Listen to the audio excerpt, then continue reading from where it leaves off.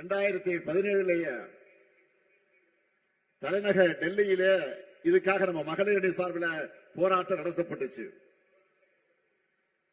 நாடாளுமன்றத்திலே தங்கை கனிமொழி இதுக்காக அழுத்தமாக குரல் கொடுத்தார். தமிழ்நாட்டுடைய குரலாக மட்டுமல்ல, ஒட்டுமொத்த இந்திய பெண்களின் குரலா நாடாளுமன்றத்தில் கனிமொழி பேசினாங்க. தேவையே இல்லாத நிபந்தனையோடு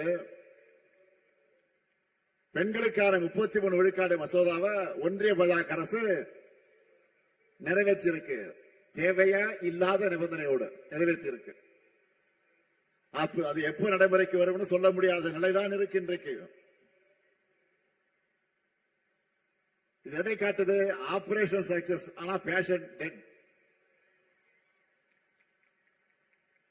சொல்லுவாங்கல்ல, அப்படி இருக்கு அவங்களுடைய செயல்பாடு. பெண்களாகிய உங்களுக்கு நாடாளுமன்றத்திலும் சட்டமன்றத்திலும் அதிகாரம் கிடைப்பதை பாஜக விரும்பல. அதனால பெயரளவுக்கு மசோதாவை நிறைவேற்றிட்டு காலத்தை கடத்துறாங்க. ஆனா நம்ம திராவிட மாடல் ஆட்சியை பொறுத்த வரைக்கும் இது பெண்களுக்கான ஆட்சி. மகளிர் எல்லோரும் இன்னைக்கு அவ்வளவு மன நிறைவா மகிழ்ச்சியா அதிகாரத்தோடு இருக்காங்க.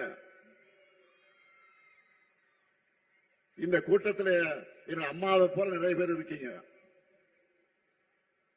எனக்கு சகோதரிகளாக நிறைய பேர் இருக்கீங்க. ஏன் என்னோட மகள்களாக எத்தனை பேர் வந்திருக்கீங்க. உங்க எல்லாருக்கும் எது தேவைன்னு பார்த்து பார்த்து திட்டங்களை உருவாக்கி கொண்டிருக்கிறோம். நம்முடைய வெள்ளம் தமிழ் பெண்களை கொண்டாடிட்டு இருக்கோம். பெண்களுக்காக நாம செயல்படுத்துகிற திட்டங்களை முக்கியமான சிலவற்றை மட்டும் இங்க எடுத்து சொல்றேன். பல பேர் குறிப்பிட்டு காட்டி இருக்கிறாங்க. இருந்தாலும் நான் நினைவுபடுத்த விரும்புகிறேன். 1,30,69,831 சகோதரிகளுக்கு கலைஞர் மகளிர் உரிமை திட்டத்தில் மாதந்தோறும் 1000 ரூபாய் உரிமை தொகையை கொடுக்கிறோம். குடும்பங்களுக்காகவும் சமூகத்துக்காகவும் தலைமுறையாக உழைக்கிற பெண்களுடைய உரிமை அது. திட்டத்தின் பேர்லயே உரிமையை கொண்டு வந்து புரட்சியை பண்ணோம். திட்டமும் பெரிய சக்சஸ். தினமும் எத்தனை பேட்டிகள், எத்தனை பேருடைய வாழ்க்கை கதைகள் இந்த திட்டத்தை வச்சு எடுத்து சொல்லிக்கிட்டே இருக்கு.